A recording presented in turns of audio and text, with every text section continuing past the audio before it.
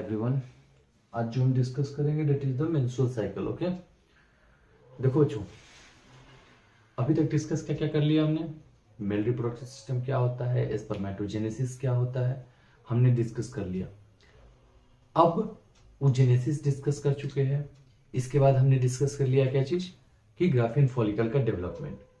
जब Graafian follicle का development मैं बता रहा था आप लोग को, तो उस टाइम मैंने क्या बताया था आपको कि कॉर्पस ल्यूटियम डीजेनरेट होगा। एलएच जिस दिन कम होगा कॉर्पस ल्यूटियम तो डीजेनरेट होगा। अब जब कॉर्पस ल्यूटियम डीजेनरेट हो जाएगा दैट इज द केस की अब प्रोजेस्टेरोन एस्ट्रोजन सिक्रीशन बढ़ेगा। ठीक है, तो ये जो पूरी कहानी है ग्राफियन फॉलिकल का डेवलपमेंट, कॉर्पस ल्यूटियम का डीजेनरेशन, ये सब क्या है। देखो, हमेशा एक बात कहता हूं कि मेंस्ट्रुअल साइकिल जनरली जो होता है एक साइक्लिक इवेंट है। मेंस्ट्रुअल साइकिल एक्चुअल में एक साइक्लिक इवेंट है दैट एक फीमेल को प्रिपेयर करता है कि पॉसिबल प्रेगनेंसी के लिए, मतलब एंडोमेट्रियम का हाइपरप्लेजिया कराता है और एससीजी से हमारे प्रोजेस्टेरोन और एस्ट्रोजन का बाद में चल करके रिलीज कराएगा प्लासेंटा के फॉर्मेशन के बाद। लेकिन ये कब होगा, जब जाइगोट फॉर्म होगा। प्लासेंटा तो तभी बनेगा, अभी नहीं बना है। मतलब कॉर्पस ल्यूटियम जो डिजेनरेट हुआ है वही कॉर्पस ल्यूटियम आगे चल करके क्या करेगा, प्रोजेस्टेरोन और एस्ट्रोजन का सिक्रेशन करेगा। क्लियर है। तो मेंस्ट्रुअल साइकिल में दो चेंज बेसिकली आता है। एक होता है ओवरी का चेंज, आप बोर्ड पे देखते जाओ, मैं एक्सप्लेन कर रहा हूं। एक होता है ओवरी का चेंज और दूसरा होता है यूट्रस में चेंज। तो ओवरी में चेंज क्यों क्यों आएगा भैया, ओवरी में जो चेंज आएगा वो आएगा एफएसएच और एलएच की वजह से। ठीक है, ये दो हार्मोन इंपॉर्टेंट है जो ओवरी में चेंज लेकर के आएगा। और जो यूट्रस की वजह में जो चेंज आएगा वो आएगा प्रोजेस्टेरोन और एस्ट्रोजन की वजह से। तो भैया एक बात समझ लो आप लोग कि अक्रेंस कब होगा मेंस्ट्रुअल साइकिल, प्यूबर्टी के टाइम में। जब फीमेल 11 से 13 साल की एज में होगी तो उसमें अक्रेंस होगा। तो वी कैन से दैट कि the occurrence of menstrual cycle जब मेंस्ट्रुअल साइकिल स्टार्ट होगा तो इसको मैं मेनार्क बोल सकता हूं, मेनार्क। ओके, और यही मेंस्ट्रुअल साइकिल जब एंड होगा that will be the menopause. Female में 45 से 50 साल के उम्र में खत्म हो जाता है। मतलब कह दूं कि एक साल में लगभग 12 बार मेंस्ट्रुअल साइकिल आएगा, क्योंकि मेंस्ट्रुअल साइकिल का एक पीरियड जो होता है वो 28 से 30 दिन का होता है। तो एक साल में 12 बार आएगा। और जब एक साल में 12 बार मेंस्ट्रुअल साइकिल आएगा तो पूरे रिप्रोडक्टिव जो लाइफ होता है फीमेल का 12 से लेकर के 50 के बीच में, लगभग 40 साल का उम्र हो गया। तो 40 साल में लगभग 480 एग, मतलब 480 से 500 के बीच में एग रिलीज होता है एक फीमेल के कंप्लीट अपने रिप्रोडक्टिव लाइफ में। क्लियर है। चलो, तो मेंस्ट्रुअल साइकिल जो है बेस्ट एग्जांपल है बायोलॉजिकल क्लॉक का, जो कि कंट्रोल होता है बाय द हाइपोथैलेमस, क्योंकि एकदम time to time cyclic event है, टाइम टू टाइम रिलीज हो रहा है एग। और एग जब भी रिलीज होगा ऑल्टरनेट ओवरी से रिलीज होगा। क्लियर है। अब आ जाओ इस नेगेटिव फीडबैक पे। हाइपोथैलेमस ने अपने एंटीरियर पिट्यूटरी पे मैसेज डाला कि एफएसएच और एलएच के लेवल को बढ़ाओ। ये एफएसएच और एलएच जाकर के ओवरी पे एक्ट करेंगे और ओवरी से एग का रिलीज करा देंगे। ठीक है। एस्ट्रोजन प्रोजेस्टेरोन का लेवल इंक्रीज होगा। इस एस्ट्रोजन और प्रोजेस्टेरोन का लेवल इंक्रीज होने की वजह से यूट्रस में चेंज आएगा। यूट्रस के एंडोमेट्रियम मायोमेट्रियम में चेंजेस आने लगेंगे। एंडोमेट्रियम हाइपरप्लेजिया कर लेगा और मायोमेट्रियम अपने आप को for the proper nourishment of the endometrium and the future zygote implantation के बाद उसको अपने आप को प्रिपेयर करेगा। क्लियर है इतना दूर तक। अब देखो, जब एस्ट्रोजन का राइज होता है तो जीएनआरएच, एफएसएच, एलएच का राइज होने लगता है। एलएच 6 to 10 टाइम्स इंक्रीज होता है और यही पॉजिटिव फीडबैक देता है हाइपोथैलेमस को, और ये एंटीरियर पिट्यूटरी को और ज्यादा एलएच रिलीज करता है। एलएच जब एक्सेस रिलीज होगा तो ठीक 14वें दिन क्या होगा, ओव्यूलेशन हो जाएगा। जब ओव्यूलेशन हो जाएगा और एक डिजेनरेट हो जाएगा, प्रोजेस्टेरोन एस्ट्रोजन का लेवल इतना ज्यादा हो जाएगा कि आगे चल करके वो निगेटिव फीडबैक देने लगेंगे।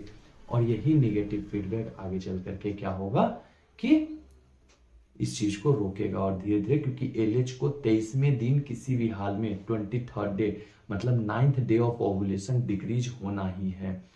तो अब मैं कह दूं कि स्टार्टिंग का जो लगभग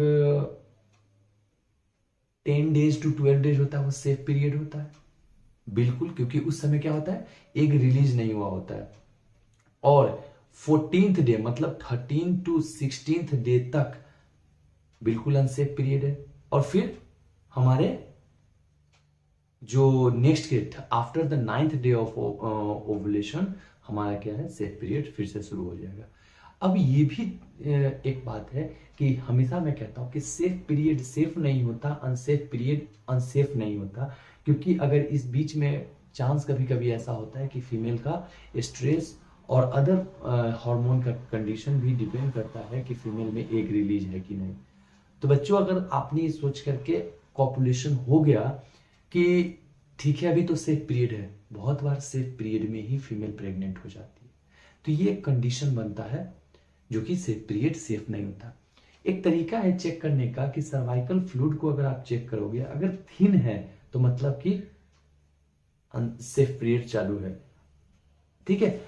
ये एस्ट्रोजन का लेवल हाई है, और एस्ट्रोजन का लेवल हाई है मतलब हमारा अनसेफ पीरियड चल रहा है। और सेफ पीरियड मतलब ठीक है, सर्वाइकल फ्लूइड ठीक है। अब ये चेक कैसे करोगे, आप क्या करोगे, फीमेल वजाइना से सर्वाइकल फ्लूइड को ऐसे लिया और उसको धागा बना करके देखोगे, धागा जैसे ही लंबा चल रहा है मतलब थीन है फ्लूइड, और फ्लूइड थीन है मतलब हमारा अनसेफ पीरियड चल रहा है।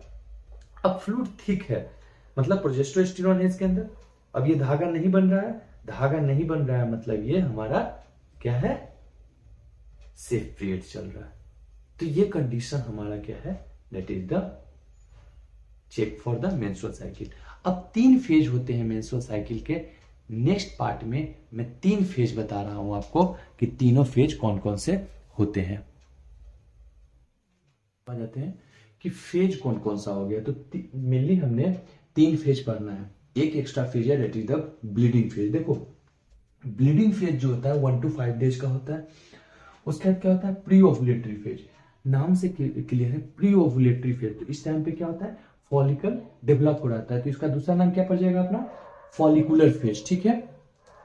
इस समय क्या होता है, एस्ट्रोजन का लेवल हाई होता है, तो इसका तीसरा नाम क्या हो जाएगा, एस्ट्रोजेनिक फेज। इस समय प्रोलिफेरेशन हो रहा होता है, जो हमारा ग्राफियन फॉलिकल है उसमें प्रोलिफेरेशन हो रहा होता है। प्रोलिफेरेशन होने का मतलब है कि उसके लेयर ऑफ स्ट्रेटिफिकेशन के सेल्स बढ़ रहे होते हैं, सेकेंडरी oocyte में फॉर्म हो रहा होता है, तो वो फॉर्म हो रहा होता है, ठीक है।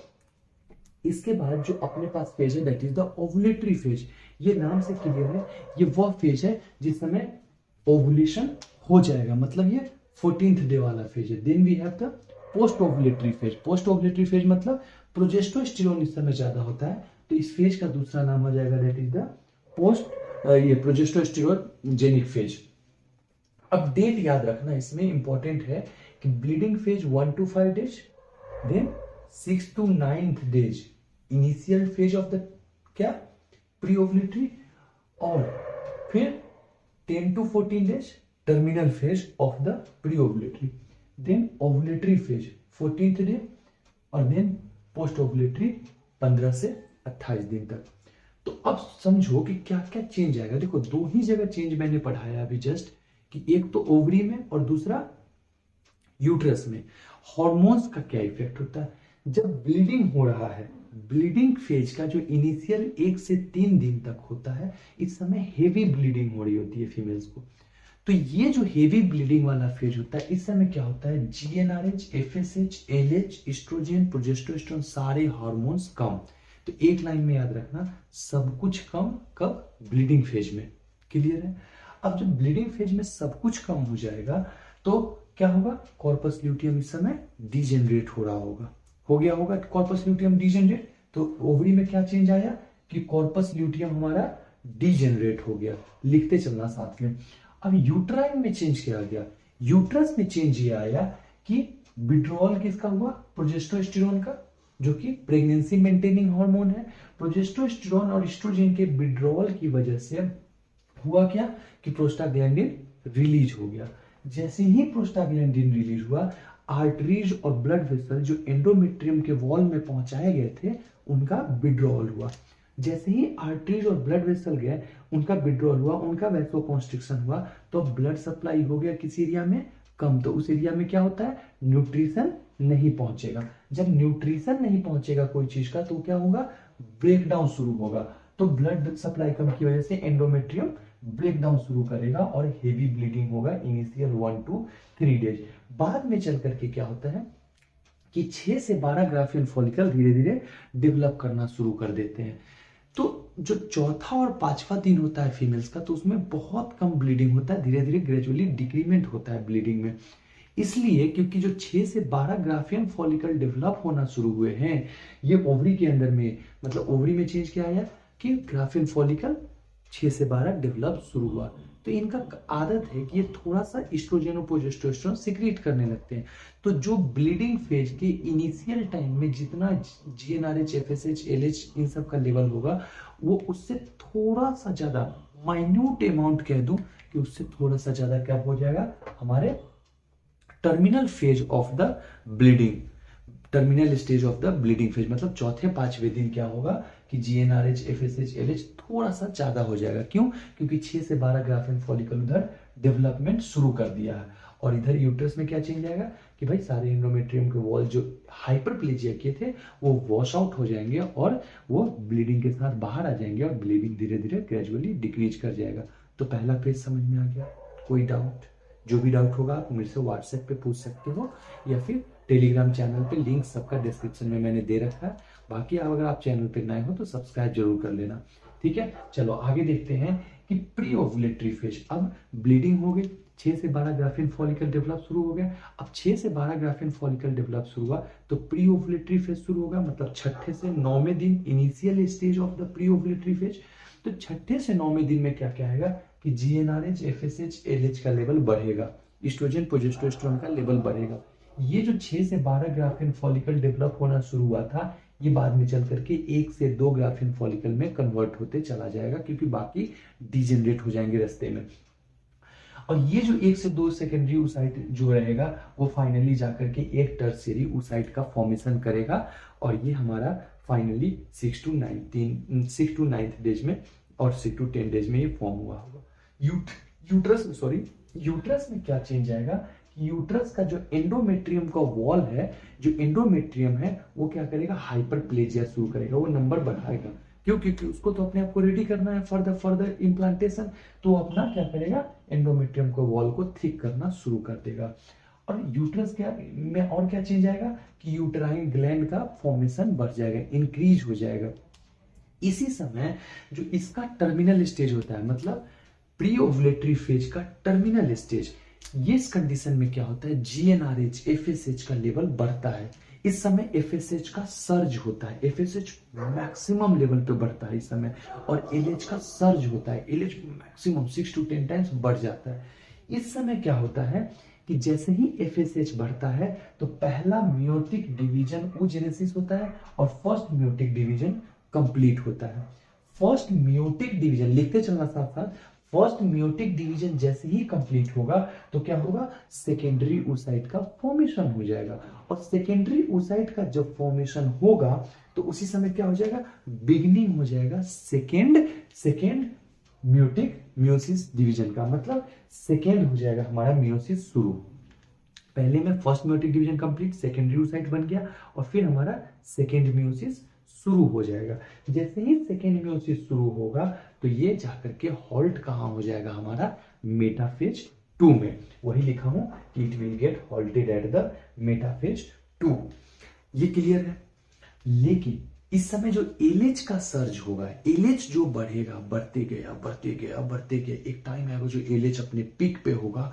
और इस समय चेंज क्या लाएगा एलएच कि प्रोजेस्टेरोन का भी लेवल बढ़ेगा। मतलब बॉडी ये मान के चल रहा है कि प्रेगनेंसी हो सकती है, तो बॉडी प्रोजेस्टेरोन के भी लेवल को बढ़ा दिया। उधर से एस्ट्रोजन का लेवल बढ़ा ही हुआ था, प्रोजेस्टेरोन का भी लेवल बढ़ गया। अब क्या हुआ, जैसे ही प्रोजेस्टेरोन का लेवल बढ़ा, दो चीज चेंज आया। जो ग्राफियन फॉलिकल था उसमें क्या हुआ, सिंथेसिस हुआ कोलेजिनेज एंजाइम का। कोलेजिनेज एंजाइम जब बना और दूसरा सिक्रीशन हमारे ग्रेनुलोसा लेयर का बढ़ गया। ग्राफियन फॉलिकल के डेवलपमेंट के टाइम मैंने आपको बताया है कि ग्रेनुलोसा लेयर क्या होता है। अगर वीडियो नहीं देखा आपने तो वीडियो जरूर देखो। तो ग्रेनुलोसा लेयर का भी इंक्रीज हो गया सिक्रीशन। उधर से क्या हुआ, हमारे उधर से क्या हुआ, कोलाजिनेज एंजाइम रिलीज हुआ, इधर से ग्राफेन फॉलिकल से ग्रेनुलोसा लेयर का सिक्रीशन इंक्रीज हुआ। इन दोनों ने मिल करके क्या किया कि टूनिका एक्सटर्ना और टूनिका इंटरना, जो ग्राफेन फॉलिकल के डेवलपमेंट के टाइम में लेयर बता रहा था, तो उनका क्या हुआ, वीकनिंग हो गया, उनको कमजोर किया। कोलेजन ने क्या किया, काट काट करके उसको कमजोर कर दिया। जैसे ही टूनिका एक्सटर्ना और टूनिका इंटरना का लेयर कमजोर होगा, तो अब क्या हुआ, जो ग्राफेन फॉलिकल को बाहर आना है, तो उससे क्या होगा, ग्राफेन फॉलिकल आगे चल करके रप्चर होगा। और इधर से क्या हुआ, जो हमारा सिक्रीशन इंक्रीज हुआ ग्रेनुलोसा लेयर का, तो एमनियोटिक फ्लूइड का एंट्री ज्यादा से ज्यादा होने लगा, मतलब ग्राफेन फॉलिकल स्वेल अप हो चुका है। जैसे ही स्वेल अप हुआ, तो इन दोनों की वजह से क्या हुआ, हमारा जो इंक्रीज इनसाइड द ग्राफेन फॉलिकल बढ़ गया। अब क्या हुआ, ग्राफेन फॉलिकल रप्चर होकर के बाहर आ गया, मतलब जो रिलीज हुआ हमारा क्या, सेकेंडरी oocyte, क्योंकि सेकेंडरी oocyte ही हॉल्टेड था अपने मेटाफेज 2 में, तो सेकेंडरी oocyte हमारा बाहर आ गया। लिखते चलो।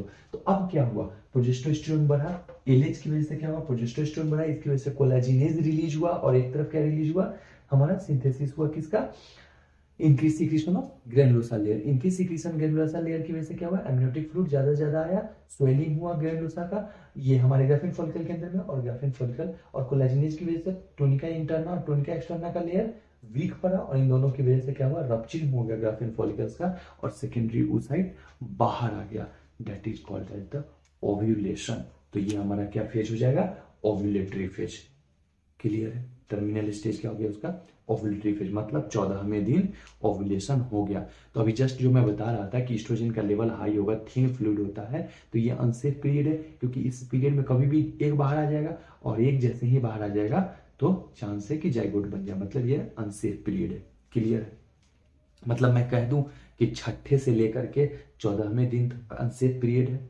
मैं 14वां क्यों बोलूँ, 17 दिन तक अनसेफ पीरियड रहता है, क्योंकि 3 दिन हम एक्स्ट्रा लेकर के चलेंगे, क्योंकि 3 दिन तक जिंदा रह सकता है, तो 17वें दिन तक अनसेफ पीरियड रहेगा। क्लियर है यहाँ तक। अब आ जाओ जो पोस्ट ओवुलेटरी फेज है, जिसमें प्रोजेस्टेरोन का लेवल बहुत ज्यादा रहता है। प्रोजेस्टेरोन का लेवल बहुत ज्यादा है, तो इस समय क्या होता है, GnRH FSH LH, estrogen progesterone ज्यादा और जीएनआरएच एफएसएच एलएच कम।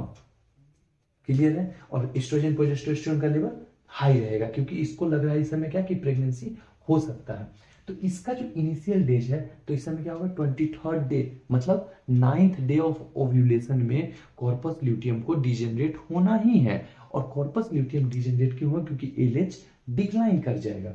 तो कॉर्पस ल्यूटियम जैसे ही डिजेनरेट होगा, तब तक क्या करता है, प्रोजेस्टेरोन और estrogen thickness of endometrium myometrium बढ़ाते चलता है, कि हो सकता है कि प्रेगनेंसी हो जाए। अब जैसे ही यूट्राइन वाल बढ़ेगा, और मैक्सिमम थिकनेस उसका कब होता है, ऑन द 23rd डे। अब क्या होगा, जो पोस्ट ओवुलेटरी फेज है, उसके टर्मिनल स्टेज में क्या होगा कि जीएनआरएच एफएसएच एलएच, मतलब 23rd डे के बाद, मतलब 24 से 28 डेज के बीच में क्या होगा कि GnRH FSH LH progesterone estrogen सबका लेवल धीरे धीरे डिक्लाइन कर जाएगा। जैसे ही डिक्लाइन करेगा, फिर से वही कहानी शुरू, ब्लीडिंग फेज शुरू, और फाइनली फिर से ब्लीडिंग शुरू हो जाएगा।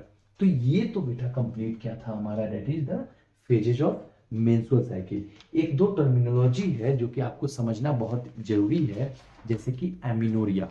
एमिनोरिया क्या होता है, एमिनोरिया का मतलब होता है कि एक फीमेल अपने प्यूबर्टी को अटेन तो कर ली, लेकिन उसके अंदर में मेंस्ट्रुअल साइकिल शुरू ही नहीं हुआ, मतलब absence of menstrual cycle in the reproductive life of a female. अब हो सकता है कि ये एमिनोरिया जो है वो प्राइमरी एमिनोरिया हो या सेकेंडरी एमिनोरिया हो। प्राइमरी एमिनोरिया कहने का मतलब ये है कि वो जनरली किसकी वजह से हुआ है, कि भाई प्यूबर्टी आ गया और मेंस्ट्रुअल साइकिल स्टार्ट ही नहीं हुआ। सेकेंडरी एमिनोरिया क्या हुआ कि प्यूबर्टी आया, मेंस्ट्रुअल साइकिल स्टार्ट हुआ और फिर हॉल्ट हो गया, तो that is the secondary amenorrhoea. Clear है इतना। इसके बाद एक क्वेश्चन लिखो आप सब लोग कि a female who attains 30 years of age and puberty was at the age of 10 years, female has 3 children and each menstrual cycle is of 30 days, then how many menstrual cycle occur till the date? How many ओवा are produce. मतलब कह रहा है कि एक female है जो 30 साल की हो गई है, 3 बच्चे हैं उसके, 10 साल में वो प्यूबर्टी अटेन कर ली, मतलब मेंस्ट्रुअल साइकिल 10 साल में शुरू हो गया उसका, और नंबर ऑफ मेंस्ट्रुअल साइकिल बताओ, और जो बच्चे हुए वो नॉर्मल बच्चे हुए हैं। ठीक है, तो देखो समझो इस क्वेश्चन को। 30 साल की फीमेल है, प्यूबर्टी 10 साल में अटेन की है, मतलब रिप्रोडक्टिव लाइफ कितने दिन का हो गया उसका, 20 साल का। एक मेंस्ट्रुअल साइकिल 30 दिन का, मतलब टोटल मेंस्ट्रुअल साइकिल एक साल में 12, तो 12 तिहाई 12 दूना 24, 240 आने चाहिए थे, लेकिन एक बच्चे होने में लगभग 15 महीने का गैप हो जाता है, मेंस्ट्रुअल साइकिल नहीं आता है। तो कितने हो गए, 45 महीना, 45 महीना उस में से निकल गया। तो 240 में से 45 घटा दोगे तो लगभग 195 मेंस्ट्रुअल साइकिल उस फीमेल में आए होंगे। एक ओव्यूलेशन में एक सेकेंडरी oocyte निकलता है, तो एक बार मेंस्ट्रुअल साइकिल चला तो एक सेकेंडरी oocyte आया, मतलब ओव्यूलेशन एक हुआ है, तो डेट इज टोटल 195 ओवा आएगा। 2-3 कॉन्सेप्ट है। ट्यूबेक्टोमी, ट्यूब का कटना, मतलब फीमेल में क्या करते हैं कि जो ओविडक्ट का ट्यूब होता है, फेलोपियन ट्यूब, उसको कट करके टाई अप कर देते हैं, सो डेट कि अब हमें बच्चा नहीं चाहिए, तो that is called as the tubectomy. इसके बाद हिस्टेरेक्टोमी आता है, मतलब सर्जिकल रिमूवल ऑफ द क्या, यूट्रस। उसके बाद ऊफेरेक्टोमी आता है। ऊफेरेक्टोमी मतलब होता है surgical removal of the ovary, one और बोथ ओवरी। ठीक है, तो ये क्लियर है इतना दूर तक। 4 महीने से पहले ही, प्रेगनेंसी के 4 महीने से पहले ही हटा दिया तो प्रेगनेंसी खत्म हो जाएगा, गिर जाएगा प्रेगनेंसी, फीमेल का बच्चा गिर सकता है। लेकिन अगर अबॉर्ट हो सकता है, अगर 4 महीने के बाद ओवरी हटा तो कोई फर्क नहीं पड़ेगा, क्योंकि जो प्लासेंटा से एचसीजी रिलीज होगा वो प्रोजेस्टेरोन और एस्ट्रोजन के लेवल को मेंटेन करके चलेगा और प्रेगनेंसी मेंटेन रहेगी, मतलब प्रोजेस्टेरोन और एस्ट्रोजन मेंटेन रहेगा। कौन रिलीज कराएगा इसको, HCG from the placenta. Clear है इतना दूर तक। तो ये था हमारा कंप्लीट क्या, मेंस्ट्रुअल साइकिल। होप कि आपको वीडियो समझ में आया होगा। वीडियो समझ में आया तो प्लीज डू लाइक, शेयर और सब्सक्राइब कर देना हमारे चैनल को। दूसरी नंबर बात कि आप सब जो भी अपने क्वेरीज हैं, जो भी डाउट्स हैं, आप मेरे से व्हाट्सएप, इंस्टाग्राम, फेसबुक कहीं भी पूछ सकते हो। सबका लिंक डिस्क्रिप्शन में दे रखा है मैंने, मेरा मोबाइल नंबर भी दिया हुआ है, आप वहाँ से भी मुझे कांटेक्ट कर सकते हो for the personal coaching classes यहाँ ज्वाइन करने के लिए। Thank you, that's all.